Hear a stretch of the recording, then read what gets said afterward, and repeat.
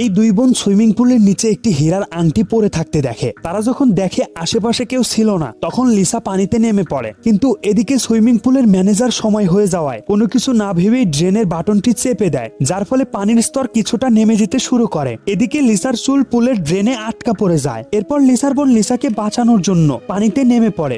ধীরে ধীরে পুলের কভারটি আটকে যেতে শুরু করে। তারা যখন উঠে আসতেই যাবে, ততক্ষণে পুলের কভারটি পুরোপুরি বন্ধ হয়ে যায়। তারা দুই বোন বুঝে ফেলে যে তারা এখানে ভয়ানকভাবে ফেসে গেছে, কারণ কয়েকদিনের জন্য এই সুইমিং পুলটি বন্ধ হতে চলেছে। এরপর তারা বাঁচার জন্য চিৎকার করতে থাকে। তারা তাদের সমস্ত শক্তি ব্যবহার করে পুলের কভারটি ভাঙতে চায়, কিন্তু এটা অসম্ভব ছিল। এরপর তারা একটি ছিদ্র খুঁজে পায়। তারা যখন কিছু একটা ব্যবহার করে ছিদ্রটি বড় করতে চায়, তখন তারা ব্যর্থ হয়ে যায়। এদিকে লিসার বোনের ডায়াবেটিস থাকায় ইনসুলিনের অভাবে ধীরে ধীরে অসুস্থ হয়ে পড়ে। হঠাৎ সেখানে একজন পরিচ্ছন্ন কর্মী হাজির হয়। এই ভিডিওটির পার্ট 2 দেখার জন্য একটি লাইক দিয়ে কমেন্ট করে জানাতে পারেন।